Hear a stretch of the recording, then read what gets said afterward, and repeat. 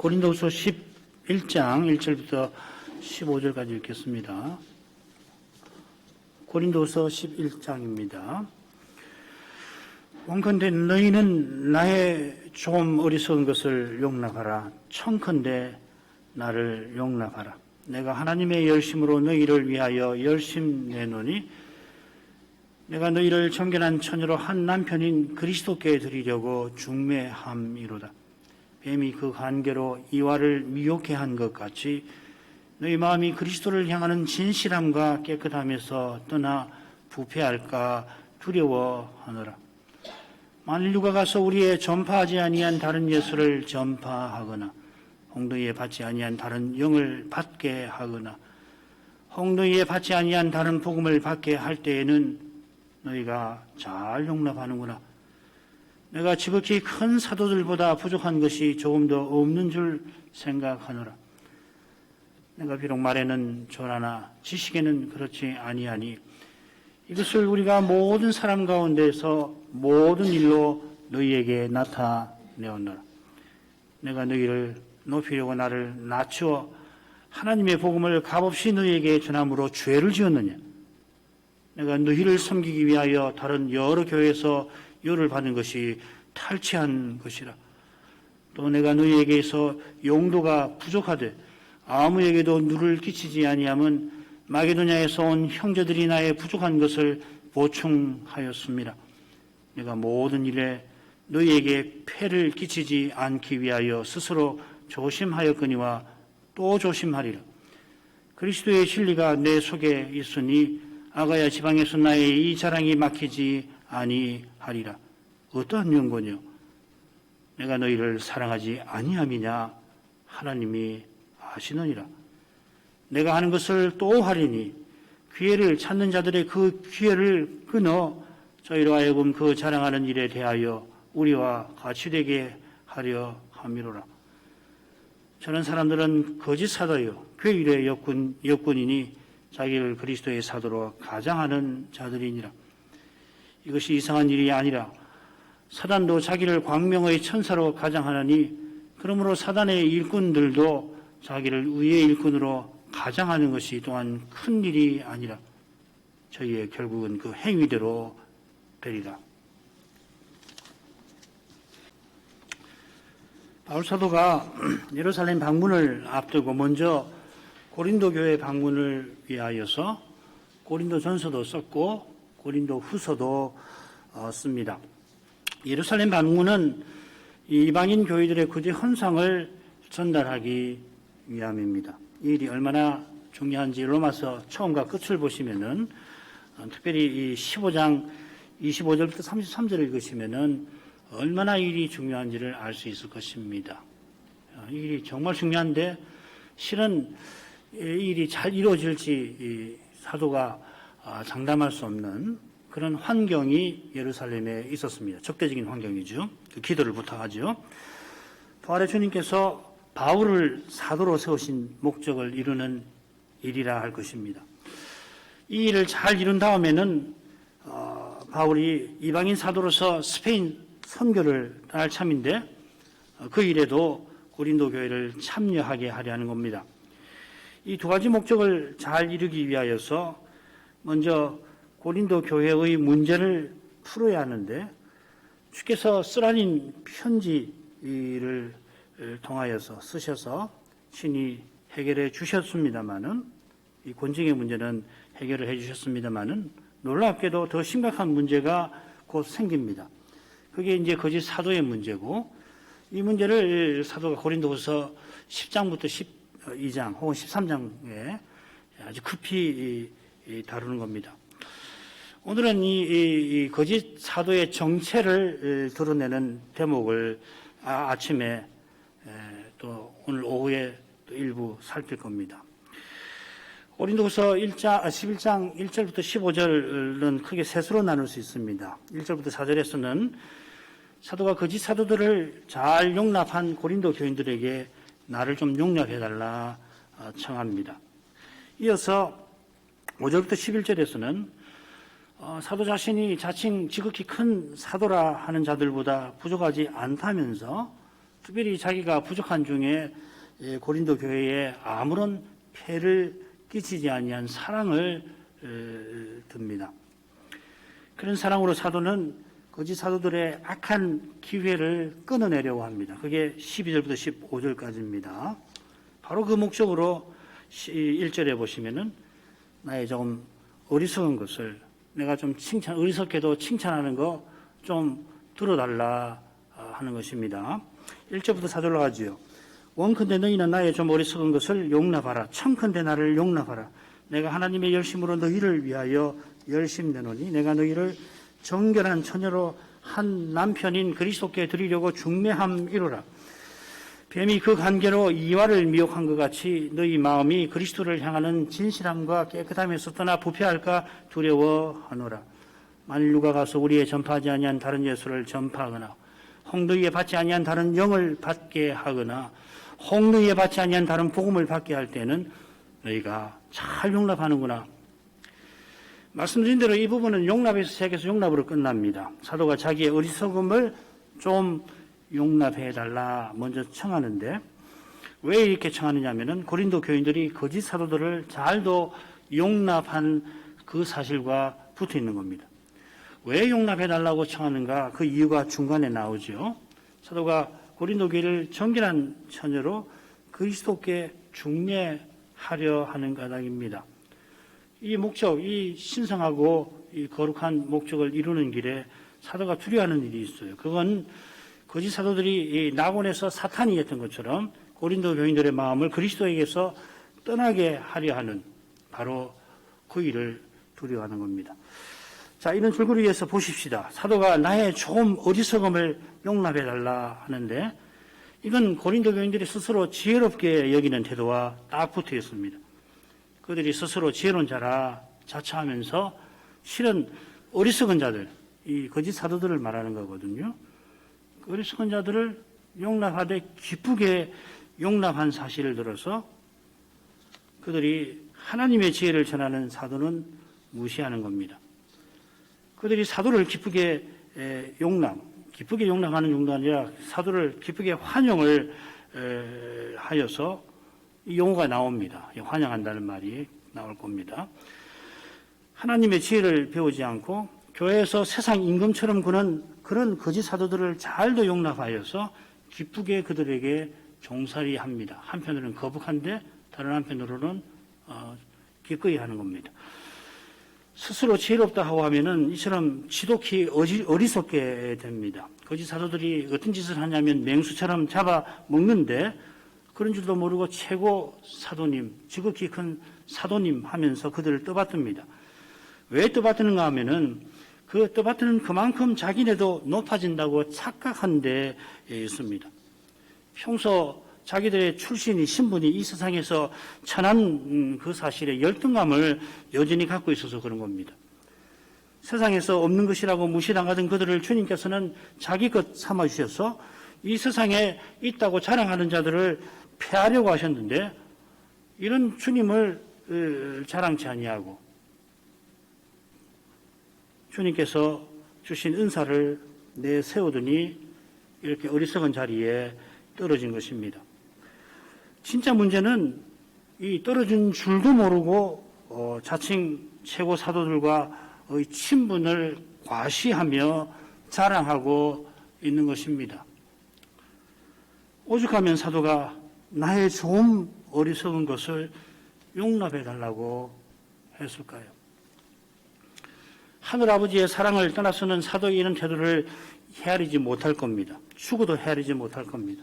왜 이렇게 구차하게 사는가 할 겁니다. 사도가 거듭 자신을 용납해달라고 청합니다.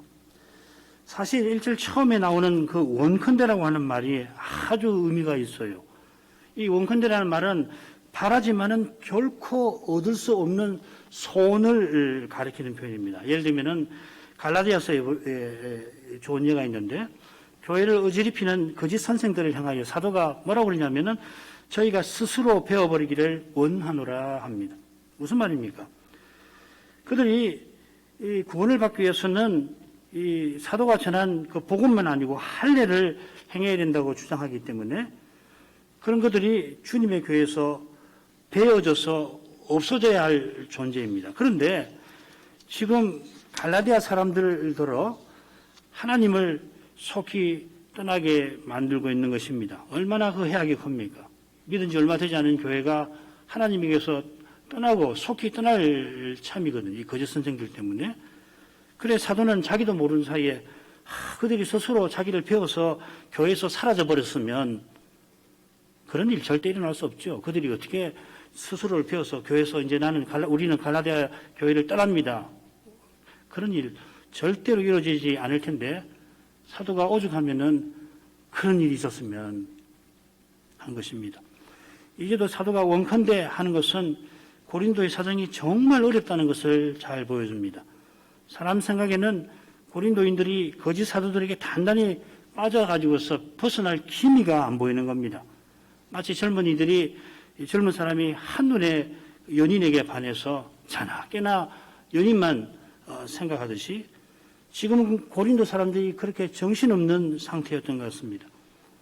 게다가 사도의 그 쓰라린 편지를 받고 회개한 지 얼마가 되었다고 이런 상태가 되었으니 사도가 생각해 볼 때는 자기가 권하는 교훈을 도무지 들을 것 같지가 않은 거예요. 사도가 영광의 소망이신 그리스도를 바라보며 그러나 고린도 교인들을 향하여 원컨대 합니다. 자기가 그들의 마음을 돌이킬 수 있으리라고 도무지 생각하지 않습니다. 두 번째 방문도 사실 그러했습니다. 그런데 주님을 바라보며 쓰라린 편지를 보냈는데 주님이 그들의 마음을 돌이키셨던 겁니다. 사도가 이제도 그 주님을 둘째 쓰라린 편지를 써보낼 때보다 더욱 바라보고 있습니다.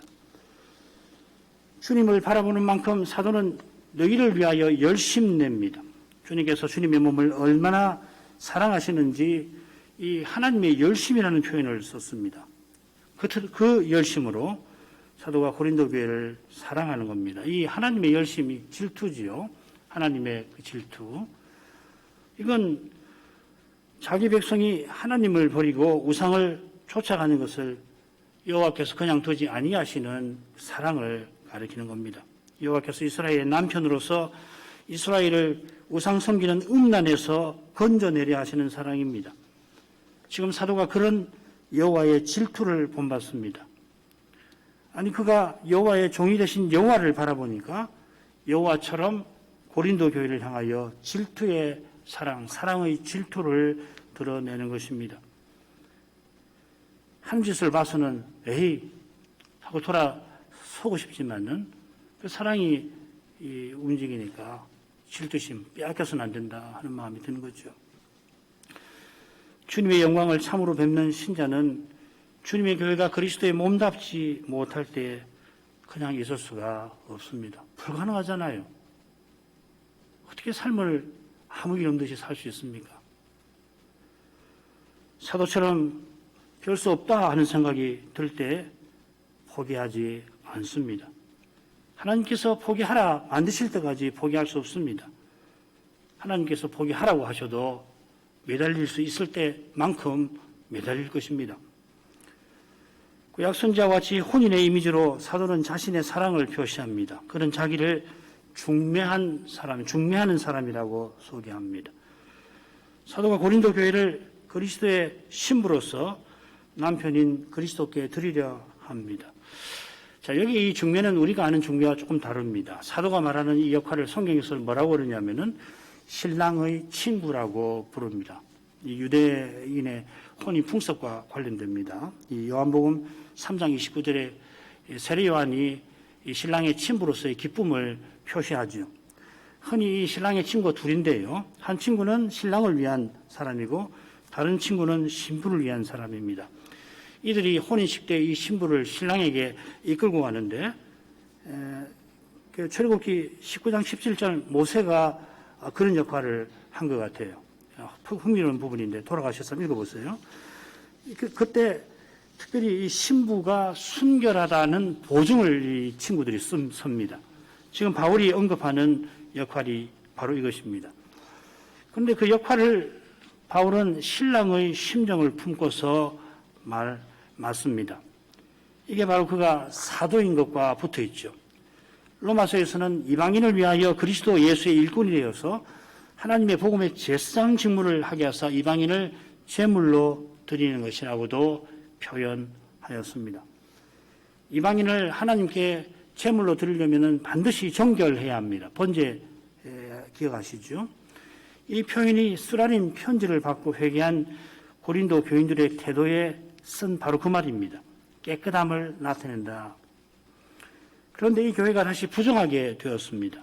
그리스도의 신부답지 못하게 된 겁니다. 사도는 이 상태를 바로잡는 것이 주님이 자기에게 주신 소임으로 아는 겁니다. 그러니까 곧 주님의 일이죠. 그래서 주님처럼 사랑의 심정을 품는 겁니다. 이어 사도가 뱀의 미혹을 언급합니다. 짝을 이루는 부분 12절부터 15절에 보시면은 거기 이 거짓 사도들을 사탄의 일꾼이라 부르는 것과 짝을 이루는 거죠. 그죠? 뱀이 사탄 아니에요. 사탄이 처음부터 그리스도의 신부를 노렸던 겁니다. 그가 하와를 미혹했는데 이화는 오실자의 표상인, 오실자는 그리스도 아닙니까? 그리스도의 표상인 아담의 신부입니다. 물론 아담이 타락 후에 하와와 마찬가지로 은혜로서 그리스도의 신부인 교회에 속하게 됩니다마는 그가 본래 오실 그리스도처럼 인류의 대표로서 하나님과 언약을 맺은 인물입니다. 그가 그리스도처럼 자기 아내를 사탄의 공격에서 보호했어야 하는데 그러나 이 아담으로 말미암아 아담의 불순종이죠. 죄가 세상에 들어오게 된 겁니다. 그래서 사도는 일제히 이 선악과를 하와가 따먹었지만 먼저 아담의 죄라고 그래서 아담의 범죄라는 말을 씁니다. 여인의 자손이 뱀의 머리를 상하게 하리라는 하나님의 예언 이후에 뱀 곧 사탄은 여인의 자손을 죽이려 했습니다. 마침내 그가 메시아를 죽입니다마는 그 죽음으로 메시아께서 뱀을 결박하셨습니다. 사탄이 하나님 앞에서 쫓겨났습니다. 계시록 12장이 바로 그걸 가리킵니다. 그래서 하늘에서 쫓겨나서 땅으로 쫓긴 것을 뱀이 보고서는 그 다음 무슨 일을 하냐면 이 남자 메시아를 낳은 여자를 교회를 핍박하는 것입니다. 그 일이 지금 고린도에서 벌어지고 있는 겁니다. 뱀이 그리스도의 신부를 더럽혀서 하나님의 일을 무너지게 하려 합니다. 뱀이 쓰는 방법은 태초나 지금이나 다를 게 없습니다. 간계로 미혹하는 겁니다. 간교한 거짓말로 속이는 겁니다. 우리 주님께서 폭로하신 것처럼 그는 거짓말장이고 거짓의 아비입니다. 사도가 진리를 순전히 전하며 하나님 말씀을 혼잡게 아니한다 한 것과 정반대로 마귀는 하나님 말씀에 자기 생각을 섞어서 말씀을 혼잡게 그래서 거짓을 말하는 겁니다. 자기 말하려고 하나님 말씀을 악용합니다. 그래서 제 것으로 말하는 자라 그랬죠. 자기 말만 하면은 하와가 듣지 않을 테니까 하나님 말씀을 악용합니다. 지금 거짓 사도들이 그러합니다. 그들이 하나님 말씀을 하는 것 같은데 자랑하죠. 우리는 아주 희한한 환상을 본 사람이요. 우리는 희한한 계시를 받은 사람들이요. 자랑하거든요. 그런데 실은 자기 말하는 겁니다. 그들이 뛰어난 계시를 받았다고 자랑하는데 받은 계시보다 자기 생각을 내세웁니다. 그 이유가 뭡니까? 고린도 교인들을 자기 종 삼으려는 데였습니다. 그게 11장 20절에 나오죠. 너희로 종 삼거나 잡아먹거나 사로잡거나 해도 잘 용납하는구나. 사도라면은 그리스도의 종이니까 교인들이 오직 그리스도를 주님으로 모시게 해야 할 것입니다만은 그들은 거짓 사도라 자기 것 삼아서 자기 욕심 채우려 합니다. 너희 마음이 그리스도를 향하는 진실함과 깨끗함에서 떠나 하고 말한 그대로입니다. 진실함과 깨끗함은 오직 그리스도만 모시는 그런 마음입니다. 신부가 오직 신랑과 한 육체가 되듯이 교회가 신랑 그리스도와 하나 되어야 합니다. 고린도전서에서는 저와 합하는 자는 한 영이라고 한 것이라고도 표현했습니다. 그러라고 그리스도께서 성신을 그리스도의 영으로 우리에게 주셨습니다. 신부로서 그리스도 교회에게는 그리스도 외에 그 누구도 무엇도 있어서 안 됩니다. 그리스도 외에 의지하는 것이 없을 뿐만 아니라 그리스도를 전부로 삼아야 교회입니다. 그런데 이들은 고린도 교인들이 자기네를 전부로 삼도록 만드는 겁니다. 자기네 말만 따르게 합니다. 결국 거짓 사도들 중에 가장 강한 한 사람을 추종하게 하겠죠. 사도는 그들이 다른 예수를 전파하고 다른 영을 받게 하고 다른 복음을 받게 한다 폭로합니다. 세 가지를 이야기했지만 하나입니다. 그처럼 그들의 가르침이 무엇과 다른가 하면은 우리가 전파한 것과 다르다 합니다. 사도가 주께 받아서 전한 그것과 다른 교훈을 그들이 전합니다. 이 교훈은 고린도인들이 전에 받지 아니한 것입니다. 지금 전에 받았다 하는 표현은 그들이 받게 한다, 거짓 사도들이 받게 한다는 것과 조금 다른 말입니다. 이 환영한다 했다는 말입니다. 처음에 사도가 주께 받아 전한 복음을 고린도 사람들이 환영했는데 이제 그들이 다른 교훈을 받고 있습니다. 사도가 전한 것과 전혀 다른 것인데 그들은 자기네가 환영하며 받았던 것과 같다고 여길 뿐만 아니라 그걸 색다른 것으로 받고 있는 겁니다. 거짓 사도들이 전하는 교훈이 구체적으로 어떤 것인지 분명하지 않습니다. 사도가 특별히 언급하지는 않습니다. 다른 예수를 전한다 뭐 이렇게 표현했는데요. 그 내용은 잘 알 수 없습니다만은 틀림없이 고린도인들이 평소 바라던 그런 교훈이었을 것 같습니다. 바울이 전하는 십자가 지신 그리스도보다 희한한 능력, 이적을 행하는 그런 예수나 그리스도의 비밀보다 희한한 환상을 보게 하는 그런 영이나 이 세상에서도 자랑스럽게 여길 그런 소식일지 모릅니다. 바울 사도가 전한 죽음과 수치와 연약으로 번복된 교훈과는 색달랐을 것입니다. 사도가 장차 생명과 영광과 능력의 몸을 입을 것이지만은 그러려면 지금은 썩음과 죽음과 수치와 연약의 몸에서 그리스도의 고난에 참여해야 된다.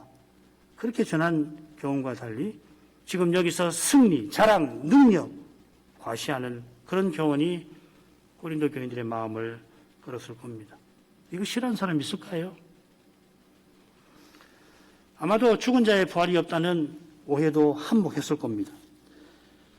그들의 교훈이 색다른 것이 아니라 사도의 교훈과 전혀 다른데 이들이 잘 용납합니다.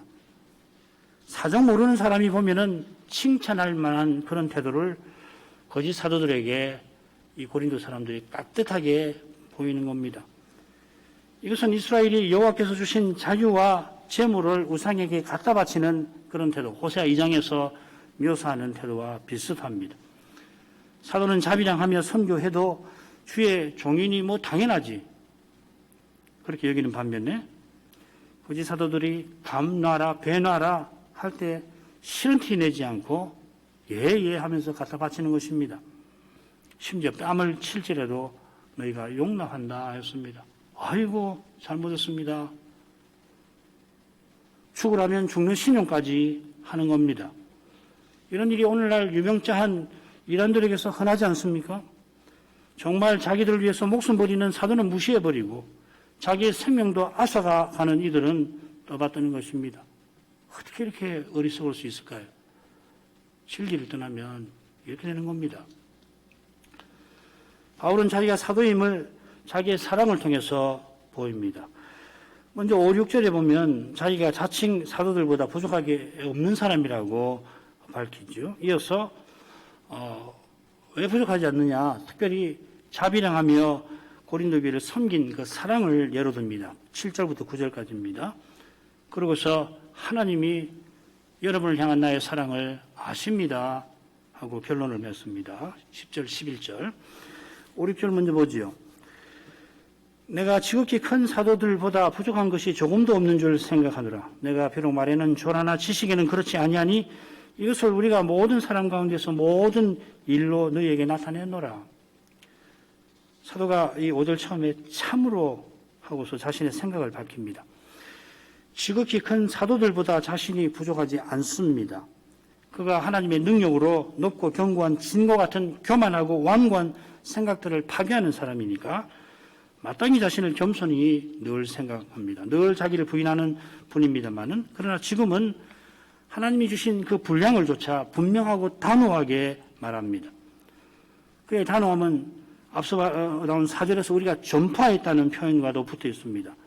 이 전파라고 하는 표현 자체가 확신과 담대함과 붙어 있습니다. 내 전도함이 다만 성신의 나타남과 능력으로 하였다. 이 전도는 우리 구주 하나님의 명도를 내게 맡기신 것이다. 하나님이 맡기신 거고 성신을 의지하여 한 것이라 자기가 전한 복음 외에 다른 복음을 전하면은 하늘의 천사라도 반드시 저주를 받는다. 담대히 선언한 것입니다. 이건 분명 확신이지 독단이 결코 아닙니다. 이런 선언이 현대적 사고방식에는 독단처럼 비칠 것입니다만은 그러나 복음은 결코 타협의 대상이 아닙니다. 그처럼 복음을 순수하게 전하는 사도가 얼마나 겸손한지 모릅니다. 그 이유는 분명합니다. 그리스도만 하나님의 지혜와 능력이신 줄을 확신하니까 그러니 사람의 힘과 꾀와 힘은 늘 부인하는 것이죠. 그게 겸손 아니에요. 여기 지극히 큰 사도들은 당시 기둥처럼 여기는 야고보 선생, 게바, 요한 사도가 아니라 스스로 지극히 크다고 자랑하는 거짓 사도들로 보는 것이 좋습니다. 이 표현이 이 고린도후서 12장 11절 한 번 더 나오거든요. 11절 보면 바로 이어서 사도의 표와 교회를 향한 사랑을 언급하면서 내가 사도라 합니다. 그리고 그 앞서서 줄곧 거짓 사도들의 헛된 자랑에 대해서 바울이 어리석은 자랑을 해서 논파를 하는 거죠. 그죠? 이런 문맥을 고려하면은 이 거짓 사도들을 가리켜서 스스로 지극히 큰 사도라, 지극히 큰 사도라고 부르는 겁니다. 그 지극히 큰 사도는 거짓 사도를 가리키는 표현입니다. 그들보다 부족한 것이 조금도 없다고 한 이 사도의 심정을 헤아릴 만합니다. 오죽하면 그들은 거짓 사도요 하고 단칼에 자르지를 못합니다. 사도가 지금. 왜 그러냐면 고린도 교인들이 그들에게 마음을 단단히 빼앗긴 상태라 자칫 거짓 사도들에 관해서 나쁜 말을 하게 되면은 사도를 겨냥해서 나쁜 말을 쏟아낼 판입니다. 아, 시기하는구만, 질투하는구만, 그거 봐. 이렇게 되는 겁니다. 그래서 사도가 그런 그들을 위해서 택한 방법이 뭐냐면 어리석은 자랑입니다. 그런 심정으로 내가 비록 말에는 졸하나 지식에는 그렇지 않다고 운을 떼고 있습니다. 이 말에 졸하다 한 것은 말을 잘 못한다는 얘기가 아니고요. 이 졸하다고 하는 표현은 이 말 연설이죠. 연설에 관한 전문적인 배움이 없는 그래서 평범한 사람이다 하는 말입니다. 이 범인이라고도 번역이 되었어요. 유대인의 공예가 베드로와 요한들어 이 사람들은 학문 없는 범인이라 했죠. 유대교 랍비에게서 제대로 유대교 가르침을 받지 못한 일반인이라 하는 말입니다. 그러니까 말에는 졸하다 하는 말은 아마추어 연설가라 하는 말이겠죠. 이것은 거짓 사도들이 이 바울 사도를 그렇게 평가한 표현입니다. 이런 그릇된 평가가 왜 나왔을까? 그만한 이유가 있는데 바울 사도가 말의 전문가일 뿐만 아니라 정말 탁월한 전문가가 분명한데 오직 성신의 능력을 의지하려고 그 탁월하게 연마한 이 연설, 재주를 부인하는 것입니다. 그게 고린도전서 2장 1절부터 5절에 나오지요. 가령 사도가 아테네에서 당대 철학자들 에피쿠로스나 스토아 학파하고 이 변론을 펼치잖아요. 또 아그리파 왕이나 베스도 앞에서 행한 연설. 오죽하면 아그리파가 네가 몇 마디 말로서 나를 그리스도인 되게 하는구나 말할 만큼 결코 바울이 눌변이 아니었던 것을 이런 데서 알 수 있습니다. 사도가 누구라도 알아듣게 쉬운 말을 쓰니까 문자를 쓰지 않으니까 이 거짓 사도들이 함부로 평가했던 겁니다. 게다가 고린도 교인들이 본래 선비나 병사가 별로 없고 그래서 그들이 노예나 또 편민 중에 낮은 편민이라서 시장에서 흔히 쓰는 그런 말을 사도가 쓴 건데 사도의 그런 깊은 배려를 이들도 거짓 사도들과 한편이 되어서 무시한 것입니다. 그러니까 지식에는 그렇지 않다 한 것은 내가 지식이 많다, 내세울 만하다 하는 게 아닙니다. 중요한 것은 사도들이, 거짓 사도들이 주장하는 전문가, 이 지식의 전문가, 이 사도라고 하는 기준에 비춰서 나는 틀림없는 사도라 하는 것입니다. 이어 나오는 내용이 바로 그것입니다. 우리가 이것을 우리가 모든 사람 가운데서 모든 일을 너희에게 나타내었노라. 이 말을 꺼내면서 사도는 참으로 하고 강조하면서 합니다. 이 모든 사람 가운데서라고 했는데 모든 방식으로 새기는 게 낫습니다. 사도가 말하려고 하는 것은 자기가 틀림없이 사도로서 전할 말씀을 받았고 고린도 교인들에게 그 말씀을 전했다 하는 겁니다. 그게 뭐냐? 그 증거가 뭐냐? 고린도 교회입니다. 만일 고린도 교인들이 스스로 교회가 아니라고 하면 모를까? 여전히 자신들을 교회라고 생각한다면 바울은 분명 사도고 사도로서 직무를 행한 겁니다. 너희가 우리의 편지라 추천서라. 너희는 우리로 말미암아 나타난 그리스도의 편지니 오직 살아계신 하나님의 영으로 한 것이라. 고린도후서 3장에서 밝힌 것과 사실 같은 겁니다. 중요한 것은 지식을 자랑하는 고린도 교인들이라. 그래 색다른 지식을 내세우는 거짓 사도들에게 그들이 빠진 탓에 사도가 어리석은 자랑을 한 것입니다. 7절부터 9절로 가죠. 내가 너희를 높이려고 나를 낮추어 하나님의 복음을 값없이 너희에게 전함으로 죄를 지었느냐? 내가 너희를 섬기기 위하여 다른 여러 교회에서 요를 받은 것이 탈취한 것이라. 또 내가 너희에게 있어 용도가 부족하되 아무에게도 누를 끼치지 아니함은 마게도냐에서 온 형제들이 나의 부족한 것을 보충하였습니다. 내가 모든 일에 너희에게 폐를 끼치지 않기 위하여 스스로 조심하였거니와 또 조심하리라. 7절 처음에 혹시라는 말을 쓰면서 제가 자신을 낮추어서 죄에 범한 겁니까? 이렇게 말을 이어갑니다. 혹시라고 한 이 표현에 사도의 괴로운 심경이 묻어납니다.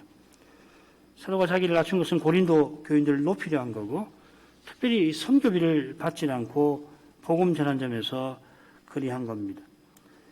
결국 자신이 값없이 복음을 전한 것이 죄 지은 겁니까? 하고 묻는 겁니다. 아무리 고린도 교인들이 정신이 없는 그런 상태라도 복음 전한 것을 죄라고는 아니할 것입니다. 아무려면 값없이 전한 것을 죄라고도 못할 것입니다. 대놓고 죄라고는 아니했지만은 거짓 사도들이 소문을 퍼뜨리기를 바울이 선교비 받지 않은 걸 보니 그건 뭔가 캥기는 게 있는 겁니다. 자기가 사도 자격이 없어 그런 겁니다.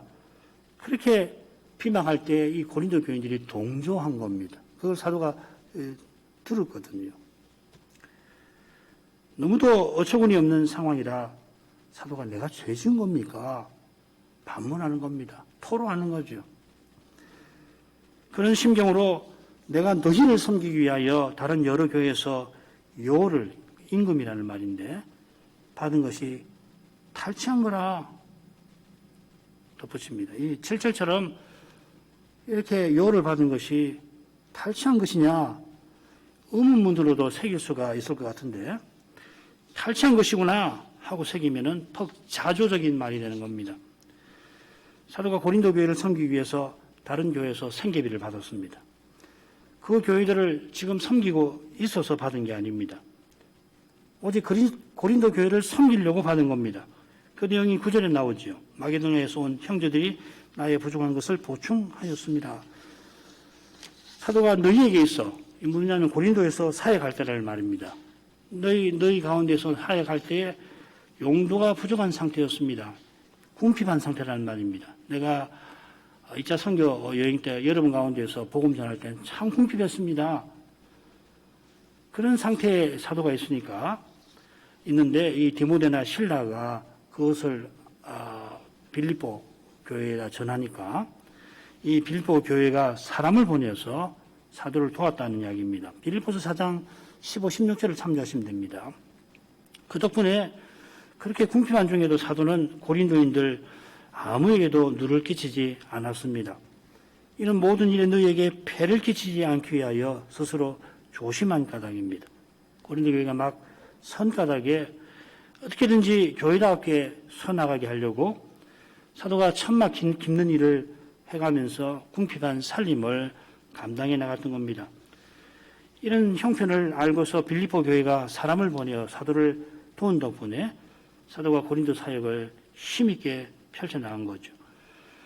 이런 상황을 고린도 교인들이 깡그리 잊어버렸는지 아니면은 그 당연한 줄로 알았느니 그리 모르는 걸 수 있잖아요. 뭐 그러는가 보지 뭐.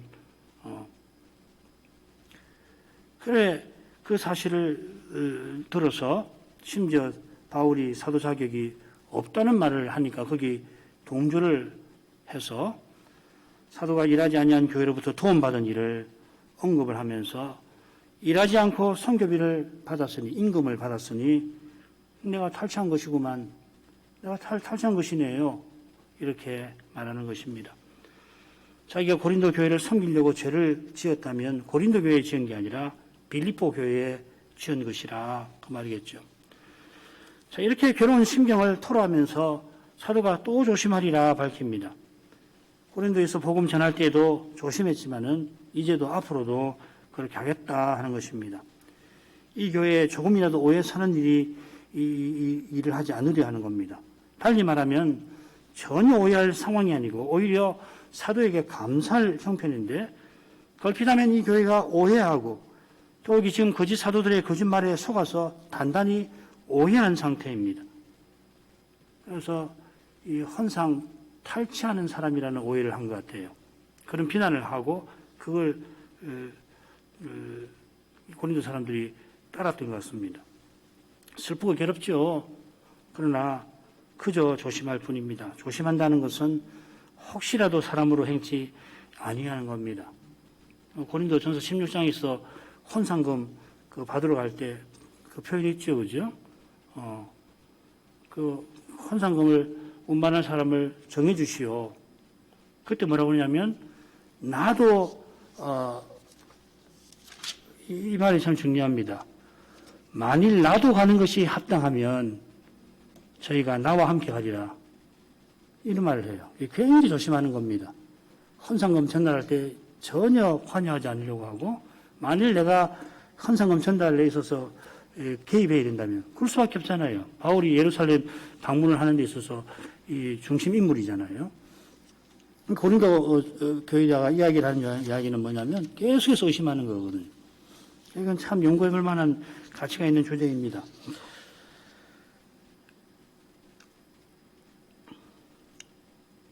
주님만을 바라보며 성신을 의지하겠다는 겁니다.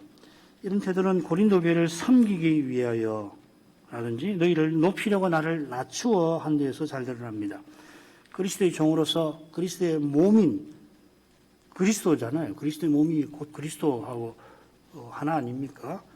그런 교회를 섬기려고 한 까닭에 자기가 심지어 오해받아 부끄럽게 되어도 주님의 교회를 어떻게든 세우려 하는 겁니다.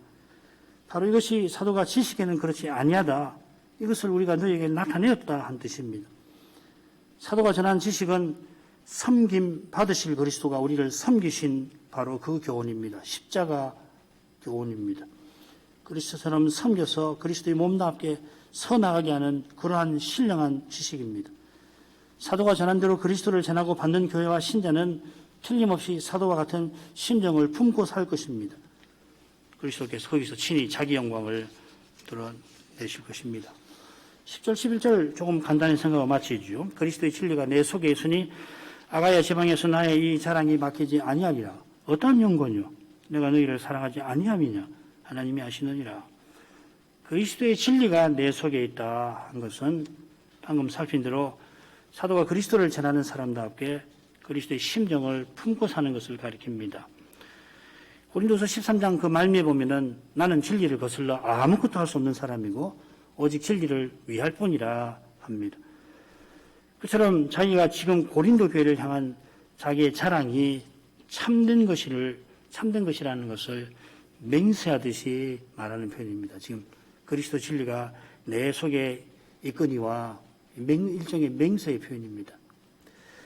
거짓 사도들이 거짓을 말하며 사도의 사랑을 지우려 합니다마는 그러나 사도가 그리스도의 심정을 품고 이 교회를 섬긴 그 순수한 사랑은 헛되지 않습니다. 그의 사랑을 아는 이들이 거기 분명히 있습니다. 그러나 하나님이 아십니다. 내가 너희를 사랑하지 아니함이냐. 고린도 교인들이 여전히 많이들 사도의 그 진리를 의심합니다마는 혹 다들 의심하고 심지어 오해하더라도 사도의 사랑을 아시는 그 하나님을 사도가 의지하는 겁니다. 하나님 아시면 족합니다. 자기들처럼 하나님을 참으로 믿는 자들은 사도의 심정을 마침내는 알 것입니다. 지금은 거짓말에 솔깃하여 의심하더라도 장차는 진심으로 용서를 구하며 늦게라도 감사할 것입니다. 이만큼 하죠. 들어가신 아버지 바울 사도가 어떤 심정으로 고린도 교회의 문제를 대하는지 살피게 하십니다. 그의 심정이 성신을 의지하여 그가 전한 그리스도에게서 나온 것임을 압니다. 그리스도께서 죄인을 위하여 십자가 지신 그 사랑으로 친히 주님의 교회를 인내하며 세우고 계십니다. 우리의 죄가 주님을 얼마나 슬프게 합니까? 우리의 부족, 불충이 얼마나 주의 일에 장애가 됩니까? 주님께서 이런 우리를 나무라며 저리로 가버려라 아니하시고 길이 참아주십니다. 심지어 우리 없이 살지 않으려 하십니다. 주님께서 이렇게 하시는 것은 우리를 주님의 몸과 지체 삼으신 바로 거기 있습니다. 성신을 그리스도의 영으로 내주하게 하신 데에 있습니다. 그리스도를 죽은 자 가운데서 살리신 아버지께서 이 성신으로 우리의 순종이 장차는 온전하게 되게 하실 것입니다. 그때 우리를 그리스도와 같아지게 하실 것입니다. 거기 이르는 과정이 실로 신비하여서 저희가 십자가로 나아가시는 그리스도를 본받으라 하십니다. 사도가 자기 십자가를 지고서 주님을 쫓아간 까닭에 죄인을 위하여 목숨 버리신 그리스도처럼 거짓 사도들의 말에 거짓에 속아서 자기의 사랑을 의심하고 자기의 사도된 것을 오해하는 이 교회를 끝까지 사랑으로 대하였습니다. 그 사랑을 아무도 몰라준다 할지라도 하나님은 알아주실 것을 기억하고서 사도가 성신을 의지하였습니다. 하늘의 주님께서 이 사도를 틀림없이 귀히 써주셨습니다. 저희도 이런 심정을 품고 살아가게 하시옵소서.